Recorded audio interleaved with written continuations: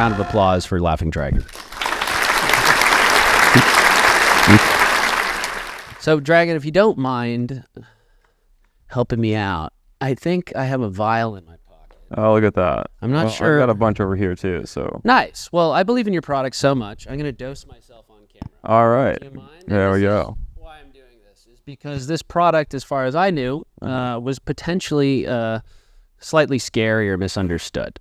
And in my experience, it's been profoundly helpful. It's made me more efficient, more compassionate, more understanding, less anxiety, depression, a number of things. And I'm profoundly grateful for it and grateful to Dragon. So before I go, I'm going to have a couple squeezes, which I suggest you all do because it won't kill you. And if you like alcohol, it doesn't have it in it. No alcohol. And Chemical free. If I'm impaired, I just did about 3 grams. So Yep. Let's see how it goes. Anyways, Dragon, so do you mind if we start out with, will you tell me how you got your name? It's a fascinating name. Yeah.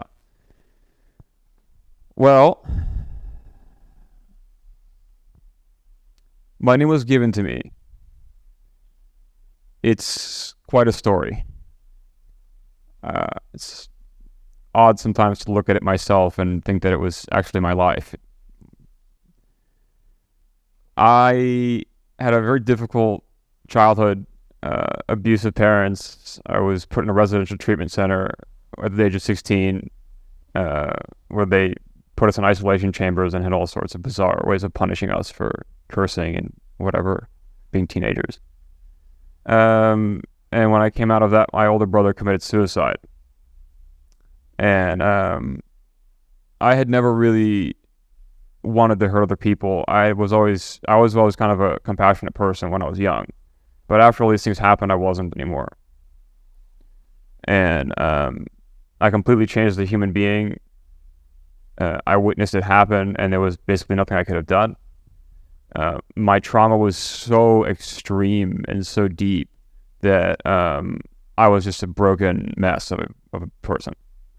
I had no hope for the future. I thought about suicide every single day. And came very close many, many times. One time was so close they put me in the hospital for 6 weeks. That was where I started.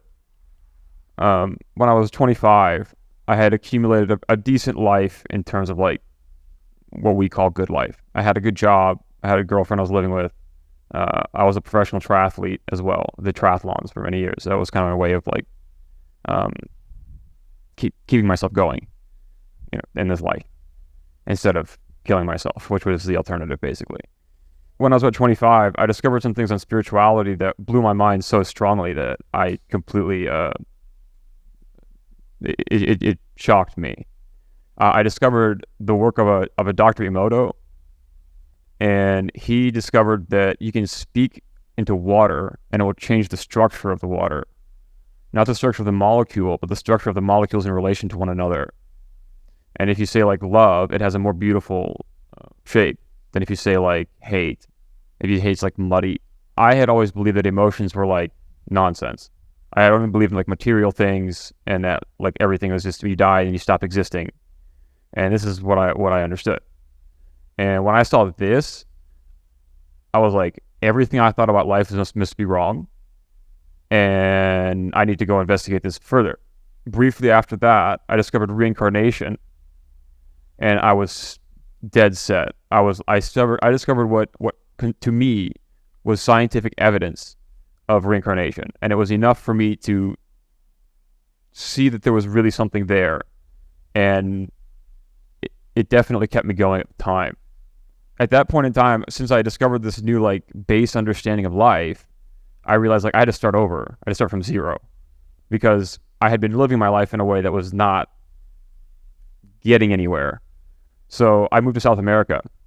I didn't know anybody. I didn't speak the language or anything. I just moved. And I left all my things behind, all my job, career, and everything. And I lived in Argentina for about 1.5 years, where I just tried to find peace. And I was racked with mental illness. I was racked with trauma. I had like basically no social skills. Could not get a girlfriend ever in college. after a year and a half in Argentina, I finally had discovered peace. I learned Spanish while I was there as well and adapted to the culture and everything.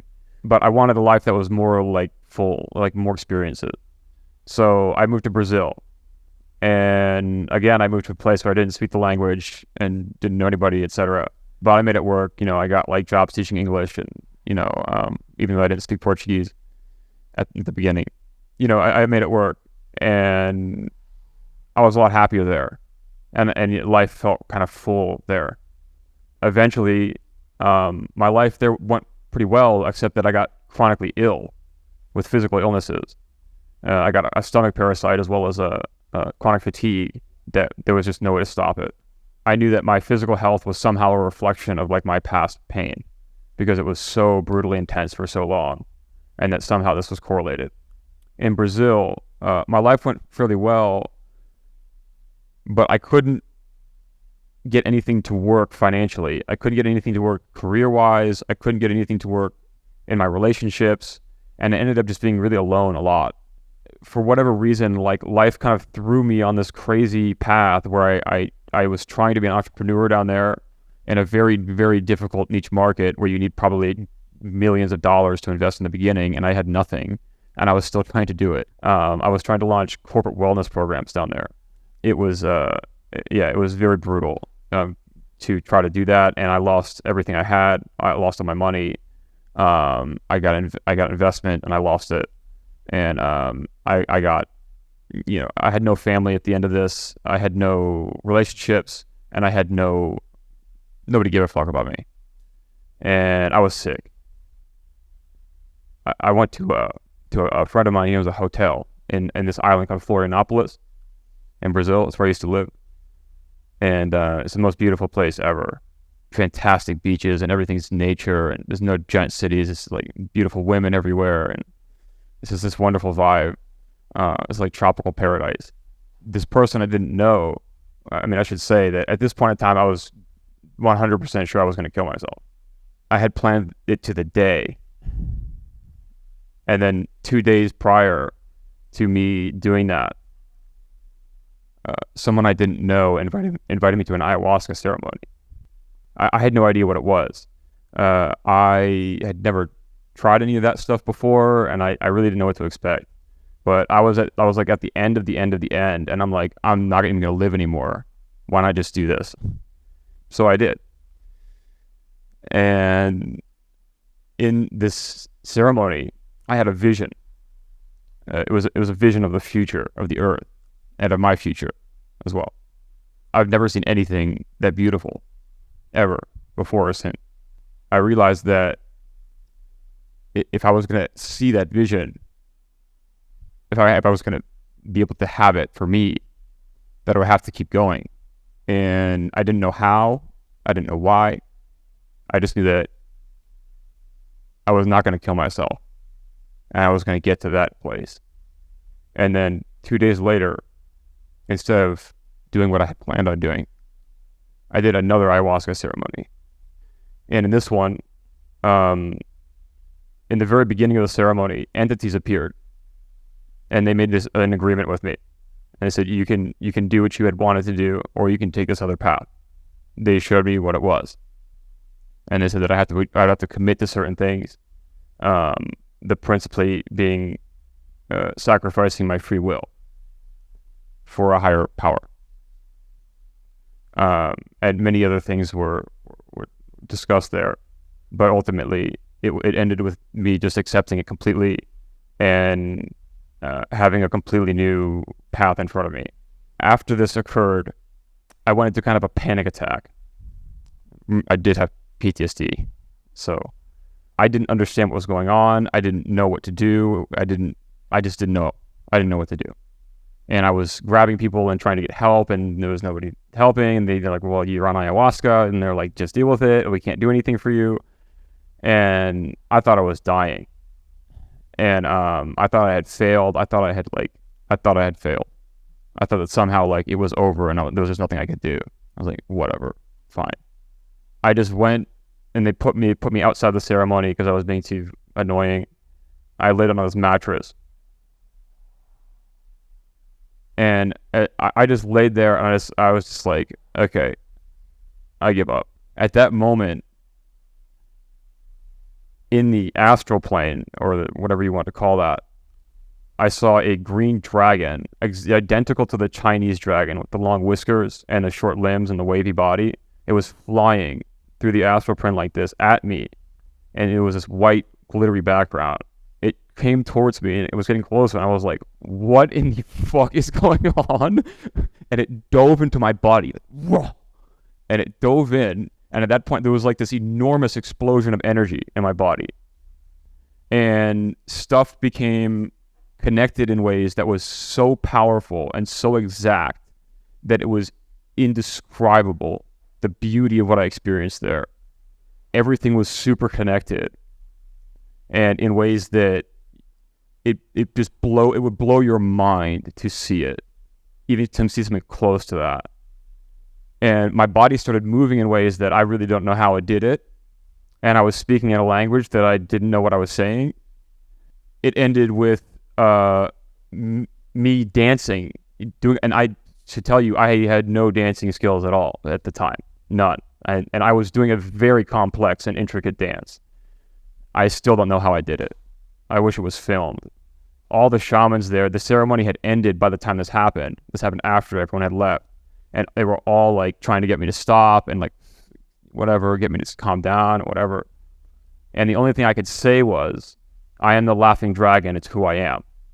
I knew this was a kind of commitment, that I had to allow this to happen, this embarrassing and messy situation to happen, because the alternative was I go back to where I was previously.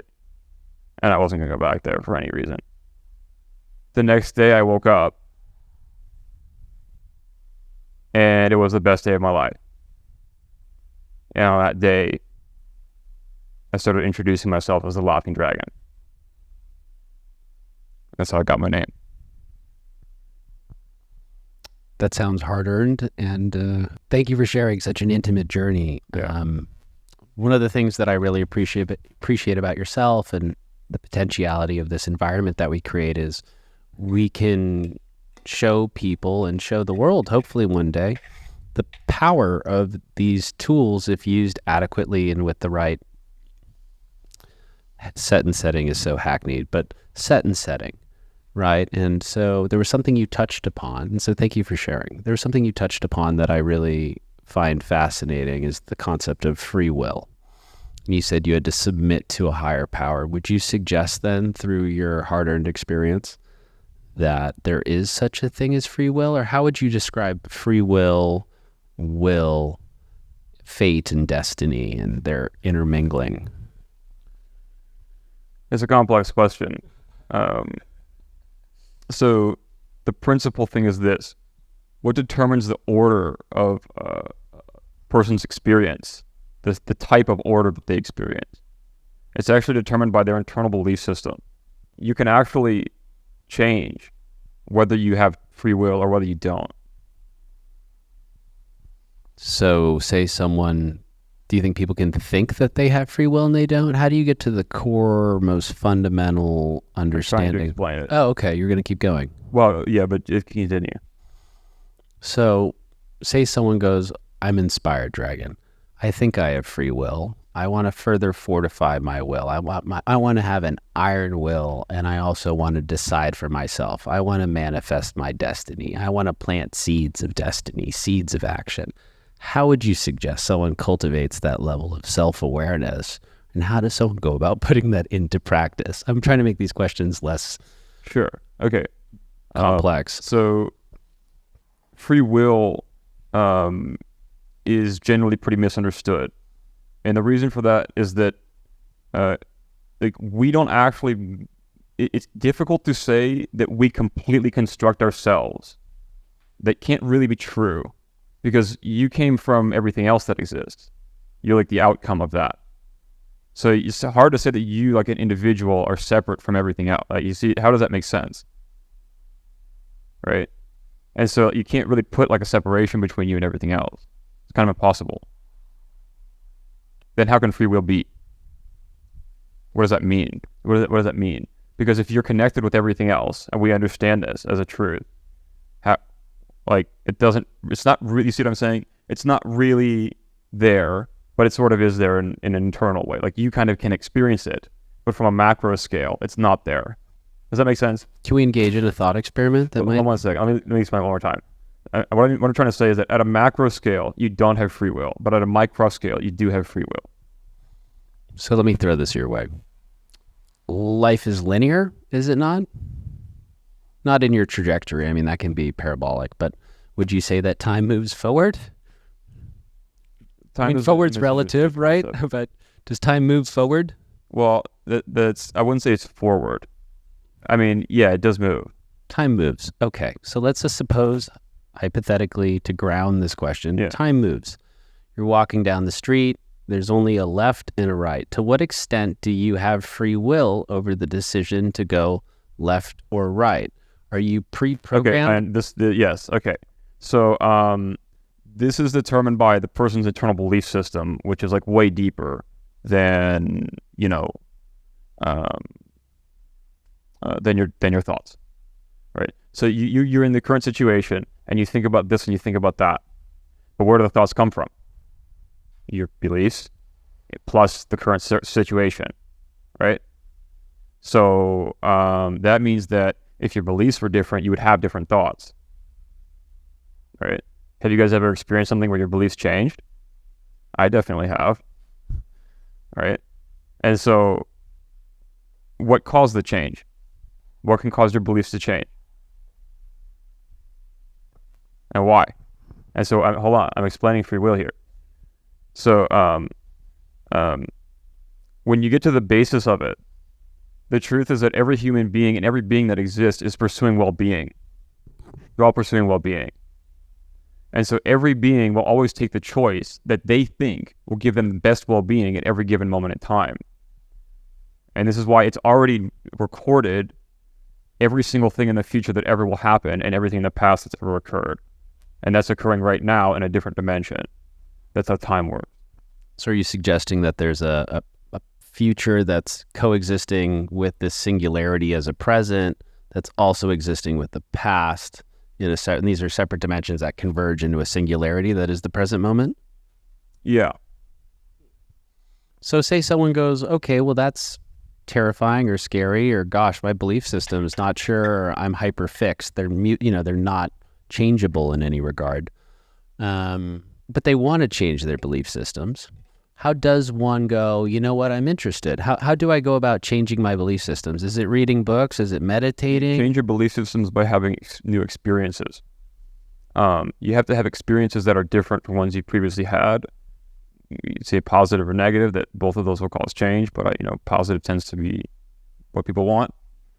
Yeah, it's by having experiences that you haven't had before. When you experience something repetitively, it becomes a kind of a cycle. After a certain point, that cycle becomes like very solid and very permanent. And so you want to if you want to change your way you look at things, try doing activities that you have never done before. Try doing something else. I like to engage in all sorts of physical activities: rock climbing, dancing. I do all the time. Yoga, different sports. I always work out outside. Volleyball, swimming. So the more you can move your experience in a different way, the easier it is to then look at things a different way in your mind. And because you can look at things in a different way, this actually is like this is a psychological competency, right? This is something that's looked after in business and everyone who needs to make decisions. If you can look at a problem in multiple ways, you have more ways to solve it. This is a skill that people should try.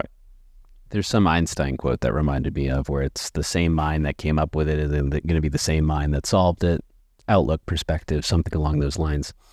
So would you suggest then that someone, because I hear the subconscious is kind of intermingled in there, right? Beliefs program your subconscious. What would be the relationship between beliefs and consciousness and your subconscious? The way it operates is essentially that consciousness itself is the source of existence. Okay, so consciousness is God. This is why it's referred to as a being. It's not a person. Okay, it's basically a rudimentary system. of unifying energy, essentially what it is. Or you could say it's unconditional love, or you could say it's a big glowing light. It's all analogies for the same thing. This is at the foundation of everything that exists. Okay, and on top of this, there are dimensions of mixtures between that state and an abyss state, which is total darkness. And these mixtures and all the ways they combine form all of the experiences that all people have, and animals too, and even the objects have experiences. This is at the foundation. So the subconscious mind of a person or an animal or whatever, that has a higher level up than that base level of consciousness. Okay, so there's the consciousness, and then there's the subconscious. On top of that is the conscious mind, and then on top of that is the physical body. And you spoke about yoga. Obviously, you're interested in esoteric wisdom, etc.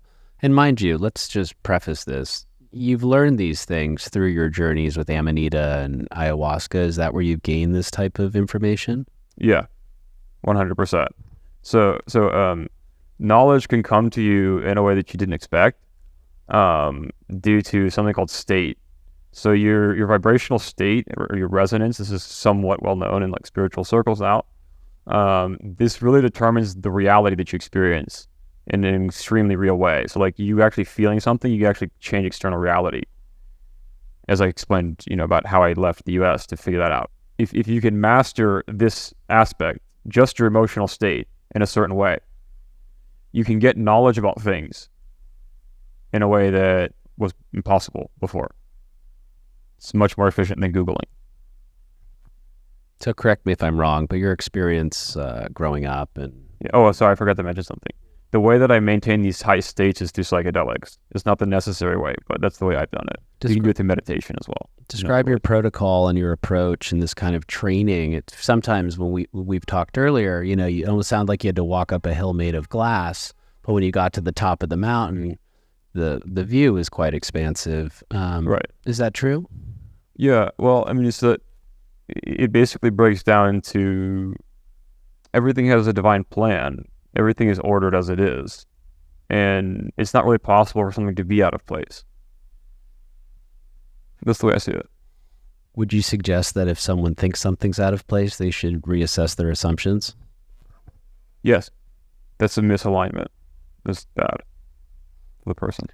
I'm astounded with the knowledge that you have, and it overlaps with many different books that I've studied and psychological experiences I've endured.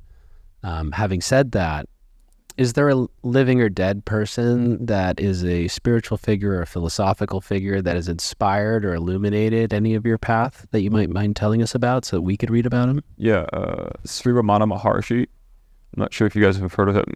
He's not that well known. Was an absolutely extraordinary being.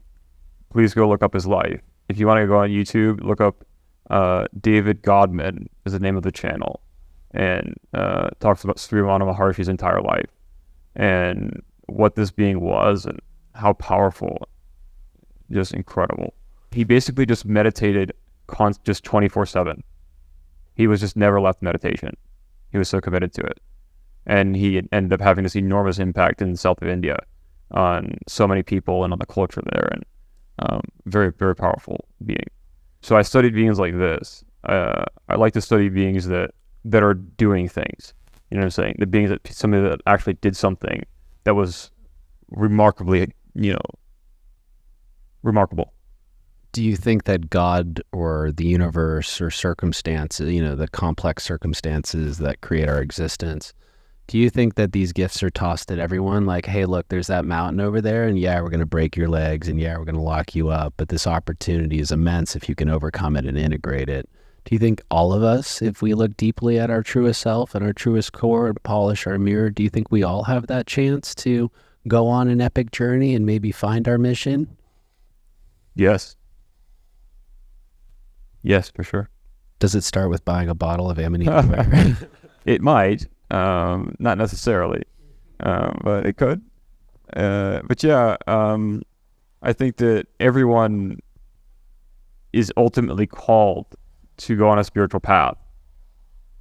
And this is the way that humanity will evolve. And that's because on our planet, there's really not much spirituality left. There really isn't any, as even amongst the major religions. True spirituality means that a person believes in something that is benevolent for everyone and just believes it very strongly. This being the key, that is that right there. The way in which you carry that out can vary and differ and be anything, but the belief in benevolence is necessary first. I think that's the place to start. So you're telling me you have a problem with the Taliban and McDonald's and Walmart? Yeah, it's about good intentions. Until Jeff Bezos starts stocking this shit, right? Yeah, I think it's when the intentions get good. Naturally.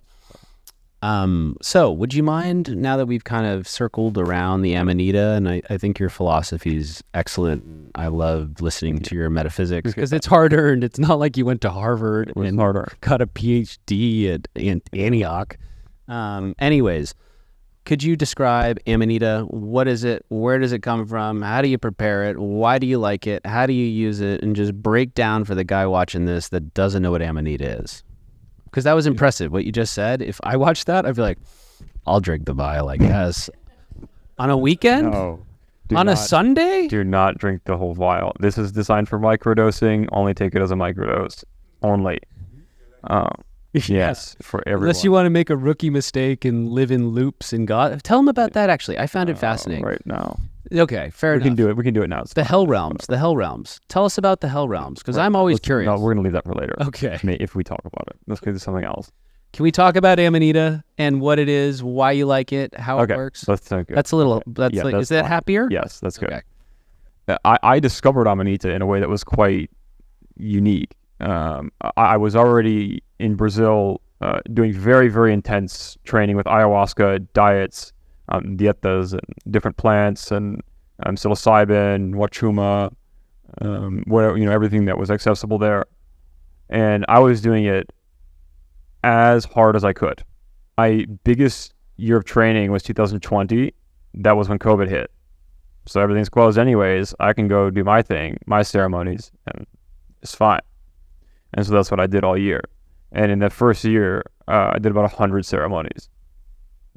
I was just doing them like all the time.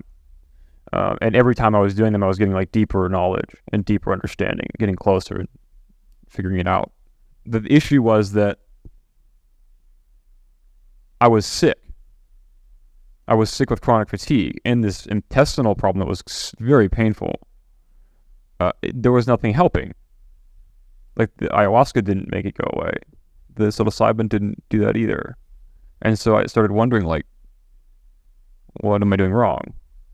And eventually, I finished an ayahuasca diet, and it was in April. And at the end of it, I went up to the mountains near where I live in Brazil, and I went looking for I was just going out there to be a tourist. I was just taking pictures of the countryside and driving through the mountains and the dirt roads. This is very beautiful. I walked up this hill.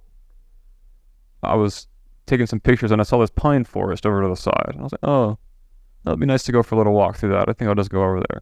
And this is a place in rural Brazil where the fences are just like wood with like planks. I mean, not even like closed planks. It's like there's not even, you can just slip through the fence. Okay. I just jumped the fence and I walked in the forest and I immediately saw it was completely full of these red mushrooms, like a field of grass. And I was blown away. And I knew what it was, but I didn't know how to use it. I was just like, okay, what do I do? I took my jacket off and I tied it into knots, and so that it was like a bag. And then I started stuffing the mushrooms into my sweater. And I did this for hours until the sweater was completely full. And then I took my sack. Santa Claus. Yeah, I took my sack full of mushrooms, and I wanted to dehydrate. I got to my cabin, and then I figured out how to dehydrate it and how to like use it and everything. I researched it online, and in the beginning I made like a ton of mistakes, but eventually I figured it out. And after like a few days, it wasn't too hard. It was really just dehydrating them, and then you have to boil it. At the time, my best understanding was boil it for half an hour, with a lemon squeezed into it. And that's a pretty good formula for making tea. What is it? Just so you can explain, what does that do? The lemon and the baking, is it? It converts. So Amanita is regarded as deadly poisonous because if you eat it raw, a humongous amount of it raw. You would have to eat like, a few pounds of it raw to have the risk of death. So you'd have to be trying, is what I'm saying. If you heat it or prepare it in the right way, it converts the poisonous molecule to something called mucimol. It converts ibutenic acid into mucimol when it's prepared correctly. And mucimol is way lighter on the body and the liver. Ibutenic acid is pretty heavy on the liver. So it's sort of like, you can hurt your liver doing that. The mucimol is pretty gentle, and that is the psychoactive component of Amanita.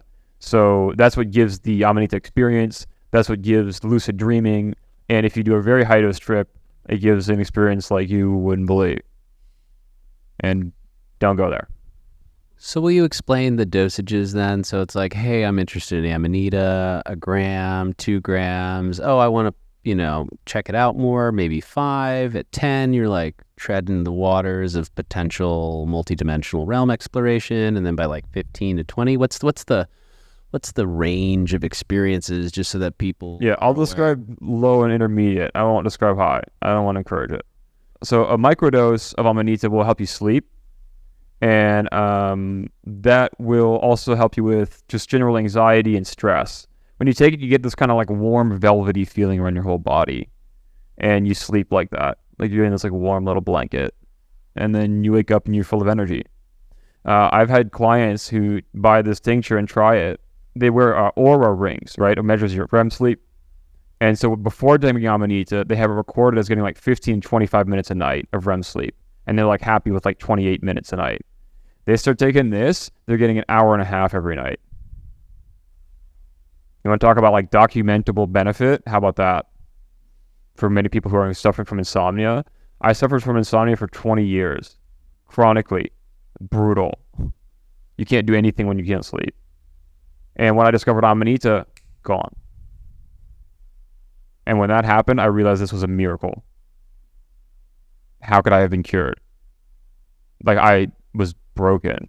Physically, mentally, and then this thing cures me? Whoa.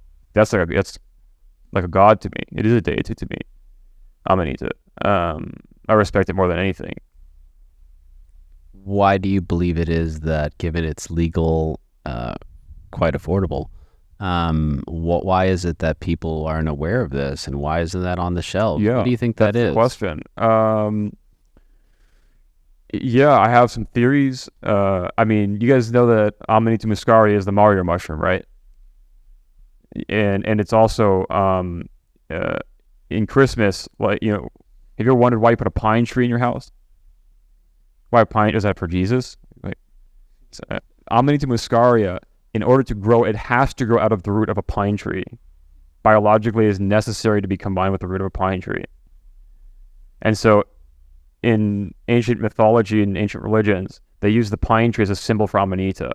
And if you look at the Vatican, there are plenty of churches that have pine trees on the top of buildings as statues. Coincidence, I'm sure.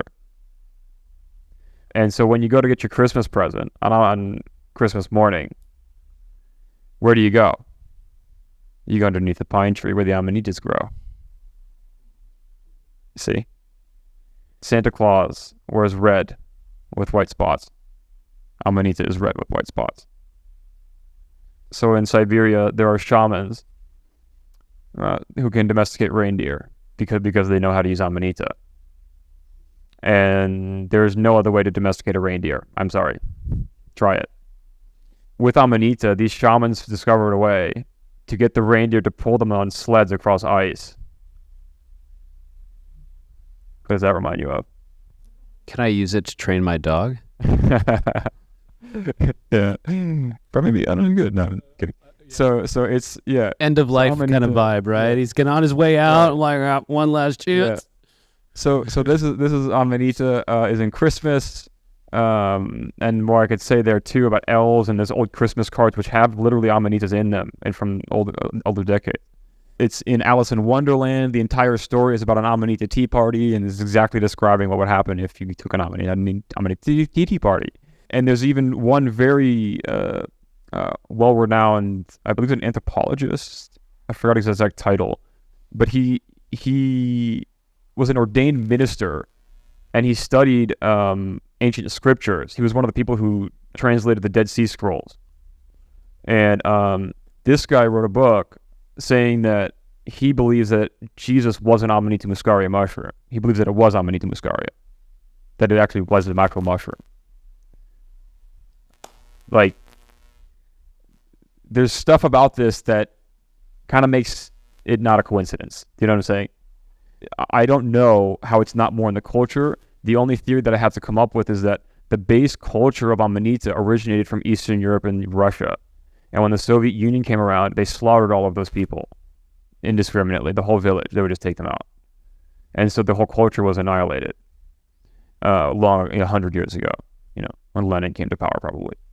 After that, no one had heard of Amanita after that, because it was controlled by the Soviets, and they killed them all.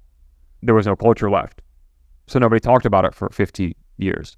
And then when in the 1970s, when they went to make everything illegal, no one had heard of Amanita. They only heard of psilocybin and ayahuasca and everything that is religion for, because they were trying to stop religions. And so that's how Amanita slipped under the radar, I think. And plus, it is they technically think it's deadly, so they think like, okay, well, if you consume it, you'll just die. But when you prepare it, you don't. Amanita is probably about as deadly as potatoes, actually. That's not a joke. You go look it up. If you can eat too many raw potatoes, you'll die. It's true. If you don't boil it, you have to cook them. Amanita, you have to cook. Don't do it raw. So Dragon and I met each other at the Psychedelic Awakening conference, and I was astounded by an individual, Dr. Shambhavi, who came up to you and said that, he regularly drinks his urine. And if you go online he actually does it just because he thinks it helps him. But where's this going? If you speed it up, Cole. Get to the point so I can move on to this question. I'm on the guy's Telegram. I was like, you drink your own urine? And tell me why. And it was so funny. This is a side note, but people were like, I've been doing it for 6 months. It doesn't do much. But nevertheless, the reindeer, it can be processed. Tell me about the processing of, because that's something if you read online, they talk about your body filtering it, and then the ritualistic consumption of urine, or that the ibotenic acid, if eaten raw, is filtered out probably by the liver. Is there any awareness of that, or I'm not that you'd only do that? Well, yeah, I mean, you're not. I just said not to eat it raw. But was that tradition? Because I'm saying if you read online, that comes up. The tradition is they would make it into tea. Got it. Eating raw Amanita is not generally a good idea, and some people will do it as like a super microdose, like 250, 500 milligrams. And that's like enough to give them like just a good sort of wellness feeling throughout the day, and it doesn't make you sleepy. So some people will do that, but high doses of raw Amanita is always a no-no. High dose of prepared Amanita is also a very cautious experience. Cautious. Much needs to be known before you do that. So what do you believe the future looks like for the expansion of Amanita and the growth, and how would you help properly implement it? Is it the type of thing that should be sold at Walmart, or should it be by prescription, or should people learn to harvest it, or harvest can't be done, right? You can't really grow it, right? You're asking what should Amanita be used for? Where should it go? Like, say you were okay. How can it grow? Okay, yeah. So what Amanita needs to do is to heal specific people, and heal certain people. And as I mentioned in my story, it healed me of quite a lot. There are plenty of other people who have taken Amanita and been healed and been alleviated significantly by their illnesses. There are plenty of people who say that it significantly alleviates autism, OCD, Parkinson's, PTSD, which is what I had. I don't consider myself to have it anymore. So it seems to be neuroregenerative. If it can cause neurons to grow, then it can heal things that are exceptionally difficult to heal. Now, this is what it seems to be. Okay, I'm just saying that I haven't studied that in a scientific lab or something, but this is what appears from the from people who have reported on it. So this case, there are people who have overactive nervous systems and some issues with trauma from the past. It's very good at healing traumas. It can basically take away your trauma without you having to really do anything. Like you will take it and then you fall asleep, and in the morning you just feel kind of lighter. And you remember things from your past, but they're not heavy anymore over time. Not immediately, but over time. In psychology and therapy, they've always attempted to find out, how do you access the subconscious mind? They don't know how to do it. How do you get in there and like fix the stuff? With, then they have all these crazy techniques to try to do that and draw it out. And Amanita literally does it without you having to do any work. You just take it. So this is what worked for me. This is what happened for me. And this is what happened for some people who have taken it in microdose form. That is what I'm suggesting, and that's what I think general people should try. Is there anyone that you would tell to avoid Amanita in microdose form? Yeah, well, certain people on certain medications. Yeah, pregnant, no. Children, no. I think 18 older. Yeah, I mean, just be careful with it. It's a powerful thing, and take a little bit at a time. Like you take like 1 milliliter for like a week, see how you feel. Nothing, okay, go to 2. Okay, nothing yet, okay, 2.5. You go like that, okay, and just take weeks to get adapted to it. People who don't want to be patient with Amanita, they're going to be punished by Amanita. Does that make sense to everyone? People who disrespect Amanita will be punished by it. So people who take it and do something stupid, they can go pay for that themselves. So Amanita is very powerful as a healer, and you gotta respect it. A question that always comes to mind when I'm looking into psychedelics and what they're like and researching on Reddit or talking to people is the phenomenology of the experience, right? What are the visuals? What is the headspace? How would you describe it to parallel contrast or otherwise with, say, psilocybin or LSD or ayahuasca or any of those compounds for someone to get a ballpark picture of, what is the experience, Mm-hmm. It's way different than other psychedelics. I've done hundreds of ayahuasca ceremonies, hundreds of psilocybin as well, DMT hundreds. Amanita works in a fundamentally different way than all the other ones because it will open subconscious channels. And so this means that when you're taking Amanita, you're accessing the subconscious mind, which is way deeper, obviously, than your conscious mind. Now, it's good to still work on the conscious mind. It's not a problem. You should still do it all the time, and that's important. But the subconscious mind is where the big stuff is. If you get better at managing that area of your experience, it gives you way more power in your conscious life, too. Amanita is unique in that it works in this way. It works in this way that's deep, it's powerful, and it's also gentle, as long as you are gentle with yourself and gentle with it. When we first met, we had that booth next to each other. I'd never smoked Amanita. I'd never done it for fear of everything I'd read about it. And then you said it makes your life easier and more efficient and doors start opening. Mm-hmm. You just think more clearly. Right. You have less mental chatter. Right.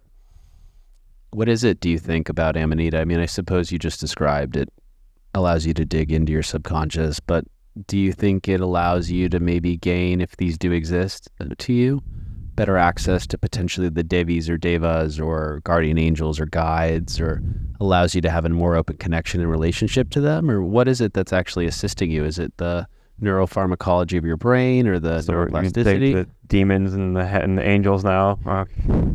Trying to lead you back there, man. I came here for Hell Realm talk. We're not doing that yet. Nope. That's the after party, by the way. That's the after party. Hell Realms we'll talk with about Amanita Warrior. Yeah. Can you pass the Amanita test? Anyways, go ahead. So, as I was talking about earlier, a person's general belief system is what forms their experience. So when you take an Amanita, you're going into a very deep version of your experience in some way or another. It's a deep version of it. You could be in a deep dream. And Amanita will give you extraordinarily lucid dreams. They're as real as this. You don't know. It's a dream. And you can spend a long time there too.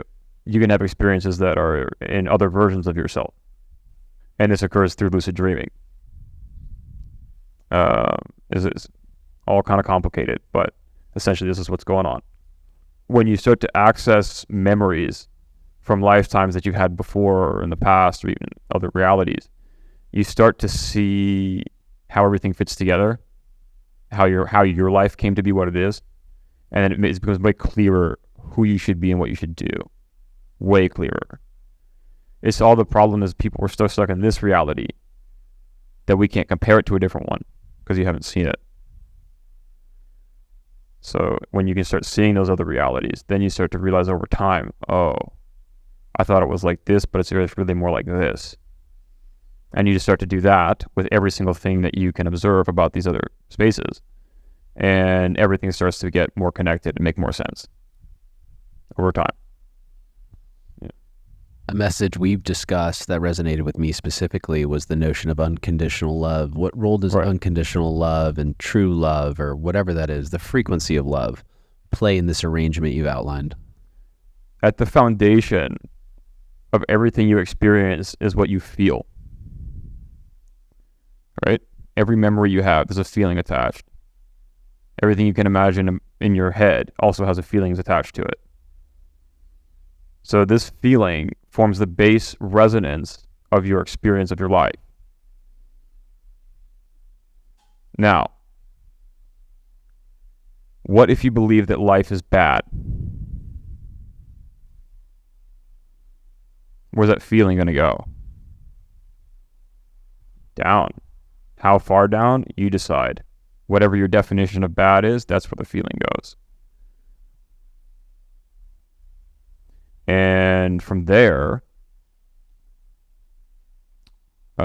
you have drawn your reality into something that is less in your own mind. Through your imagination, you've done it. And there is a way out of that.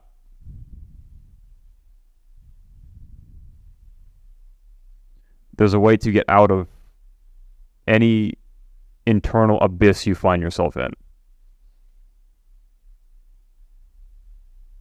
The way out is essentially to come to love the experience that you're having. There's a sacred phrase that Amanita has taught me, which describes this. It's called Aum Sitas Nrichi. And this is a practice as well as a state of being. Essentially what it means is to rejoice in the glory of existence. It's to love to exist unconditionally. It's that you have an experience and therefore it is good. This is the foundation of what each human being should strive for. It's truly what drives the outcome of the course of your life. So if you can maintain this feeling, just the way you feel about things, doesn't mean you do something.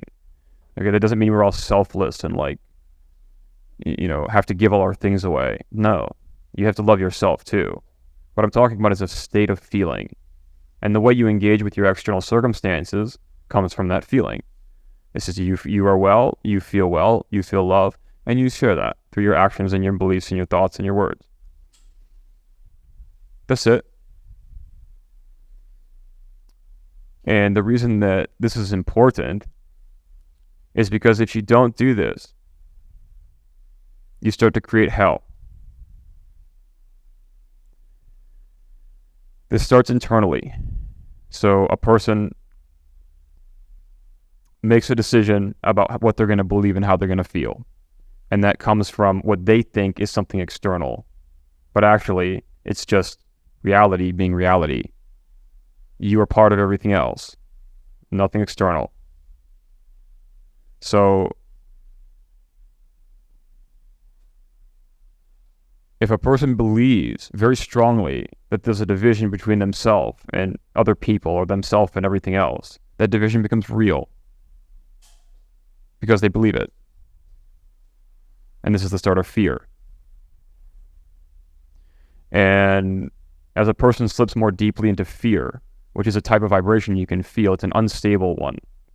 So I talk a lot about stability and instability. This is the fundamental difference. Stability is love, instability is fear. As a person slips more deeply into fear, their life becomes more disordered.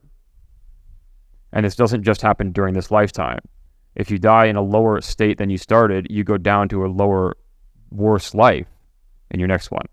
Okay? It's all about the state you have throughout your life, and especially at the moment of death. The state has to be taken care of, because that is the source of your future and your present. And so for people who fall into fear and they don't stop, when they get out of control, they literally create hell. You know that. Everyone knows this. Same with hatred. Same with anger. Same with any negative emotion.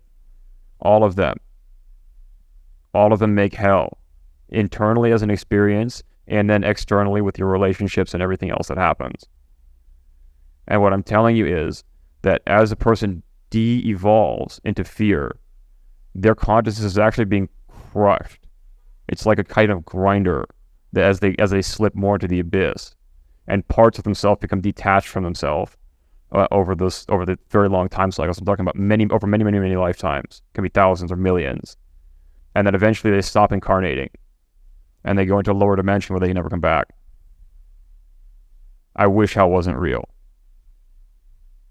The realms of reincarnation are in between the what we would call heaven and hell. And the rules here are very different than in other dimensions. Physical matter is one of the things here that's very unique. And essentially, these two massive sides, each side is trying to grow towards the other one. So from a macro scale, it forms basically a war. And what they're fighting over is the actual conscious beings that are in these realms, because consciousness is the source of existence. So whoever controls the most of it gets to decide what exists. And so the human beings on this planet are the strongest and most potent source of consciousness. And so they're the most sought after. Each side uses tactics to try to get the other side, the people, to go along with them. But it's really ultimately up to each person which one they're going to pick and what they're going to do. And it really does all boil down to, are you going to be in unconditional love, or are you going to be in fear? It really does boil down to that. Well, thank you for breaking that down. I think that's a question a lot of people have. I've had myself. Where do I go when I die? Do my actions matter? A question that comes up for me is, say you've lived a life of crime and hatred, but you just had that one experience and you went, oh wow, I've been living the wrong life. Do you have a chance, or are you going to level, -1? You're saying if someone lived a bad life and they died? Is there such thing as karmic redemption in a way? Like, can someone recover from doing bad things? Yeah. Yes, absolutely. Yeah, it depends on their net vibration, and that's impossible to calculate. But basically, you would have to be able to calculate every lifetime and experience that being has ever had. And if it's a positive, then they go up. If it's a negative, then they go down. And so it's based on the total amount of literally love versus fear over a gigantic timeline. So the best thing that you can do for yourself is just give yourself as much of it as you can in this one and give yourself a boost as much as possible and try to make that go forever and ever. I love how you've described these adventures, if we could call them that, and I find it fascinating their overlaps with various religious, spiritual schools and frameworks, whether it's the cult of Mithra to the Zoroastrians to, the Bhagavad Gita or whatever. And I think your conversation with me has been profoundly enlightening and transcended all of those various schools of thought. And I am in awe of the courage that you've had to be willing to endure, to discover. And I think that's something, frankly, that at least personally, I think is profoundly important. And I'm glad that you were able to articulate that in such a really well-spoken way. And I really respect you. So we're going to hop into the change your lens questions. Okay. The change your lens questions are such that we can ask a bunch of different people the same set of questions, largely, and hear their responses so we can put together, this guy said this to that question, this, and you can compare a standard set of questions with a bunch of different interesting individuals from a whole host of interesting walks of life. So I'm going to start out with a really basic question. If you were on a deserted island, what book would you bring if they were never coming to find you? Probably the Tao Te Ching. And if you got to bring a record player and an album, what would that album be? It'd probably be dance music, like That's not specific. Purple Disco Machine, or a lot of good EDM out there I like too. Yeah. Now we discussed hell realms, and thank you. If you ended up in hell for eternity, what song would be your greatest fear to endure for that long haul? That is a horrible question. You want to hear mine? Obla di obla da. And Satan is just a nitrous addict. He's just like, woo, it's hilarious, you know. He's just like huffing gas and. You know what? I would do Pajes Jesu. It's Pajes Jesu. It's a very pure hymn. I would do that. Yeah.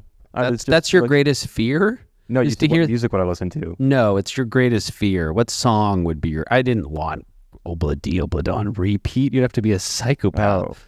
Oh, I don't know, dude. Okay, fair enough. That was a good opportunity to share some knowledge. Ask Amanita next time. If you could create your own religion or cult, if you prefer, what would your cosmology or metaphysics look like?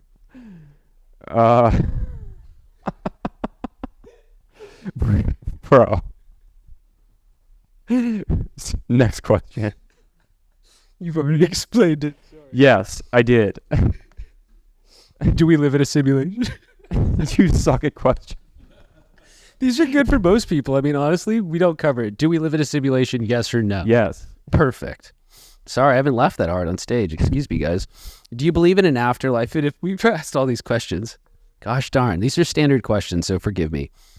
If you could take a psychedelic with any person, who would it be? Where would you trip? And what substance? Alive or dead? I would take Amanita Muscaria with Elon Musk. I think that's awesome. And where would you trip? Mars? No. Canada. And would you give him a heroic dose? That depends on him. I have to test him a little bit. If you could live anywhere in the world for 3 months on a 10 grand a month budget, where would that be and why? It's really hard for me to imagine doing something different than what I'm doing right now. Even though I don't really have any money. I don't know. Maybe I just pass on it. I'd rather do what I'm doing now, actually. If you could tell anyone anything, one sentence, what would it be? Life is as you make it. Can we have a round of applause for Laughing Dragon?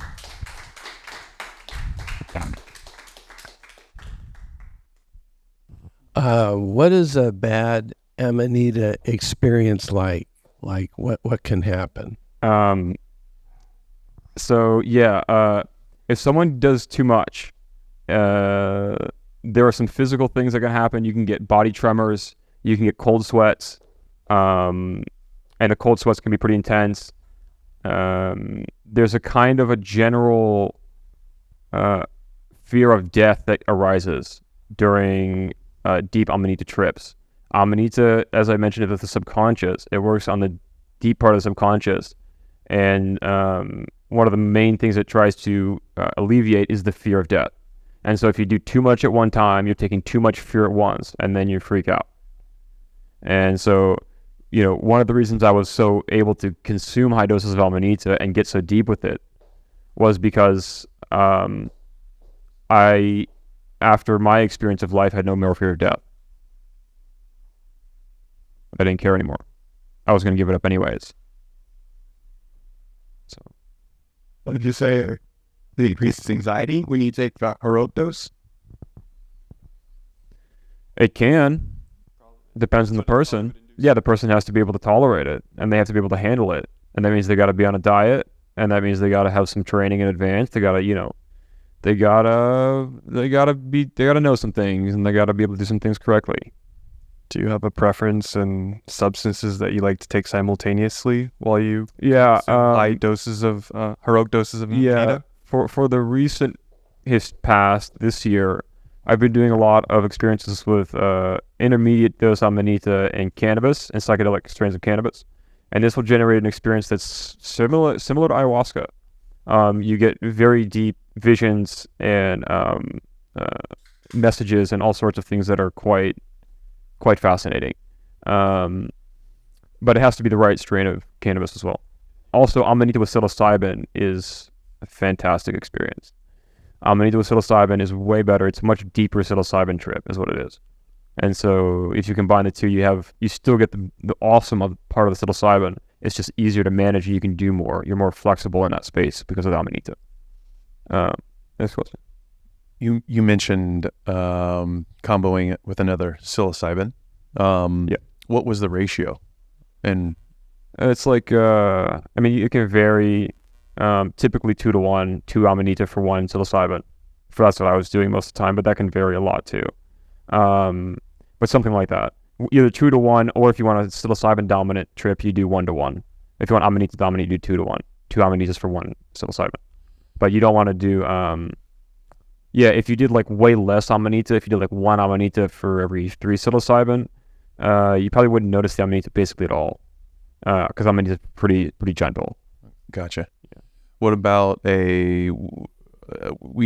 journeys that are MDMA and psilocybin? Would you recommend something like that?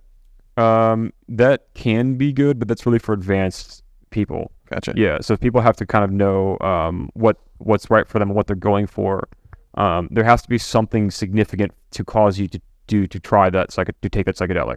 If you're taking it just because, I don't care, I'm having a bad day, this, that doesn't work. You have to have a reason for taking it. That's what makes this psychedelic That's work. a great question. So I guess if you were on a somatic journey, like a deeper journey, learning about yourself type of thing.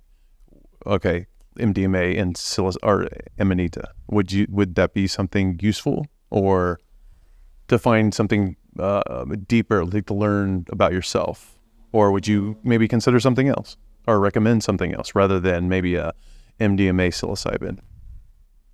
Are you saying what else do I recommend?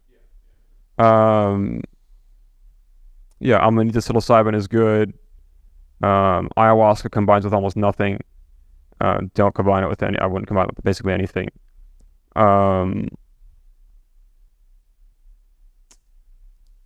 What else is there? Wachuma has some combinations that are pretty good. Wachuma psilocybin is pretty interesting.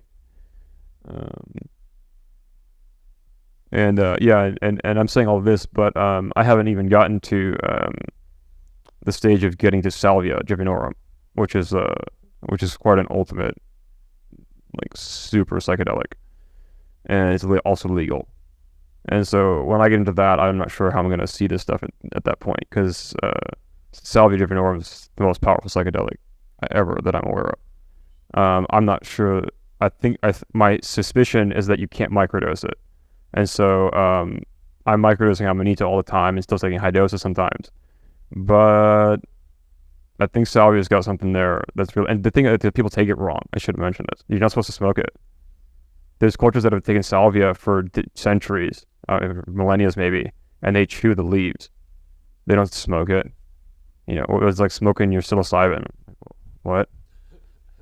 So if there's not, like, if the effect is bad across every single person who's taken it, why are you doing it wrong? Can I follow up with one last question that you prompted, actually? So what about like a microdose? Because I love how just kind of zen my mind ends up being, like no negative thoughts, not really many thoughts. a microdose of Amanita and then LSD, or a microdose of Amanita and then 2CB, just kind of exploring the various compounds with not DMT, not MET. He said that? Didn't he just ask about combinations? No, but I'm saying specifically LSD and mescaline with a So microdose. LSD I've never consumed. I've never consumed it because it's man-made, basically. And I don't consume that if it doesn't have a spirit. It has to have a soul in order for me to take it, or else I won't do it. I won't take a psychedelic that's too pushed down that manufacturing loop. No. Does anyone else have any questions for Dragon? Let's give one more round of applause for Laughing Dragon. Thank you.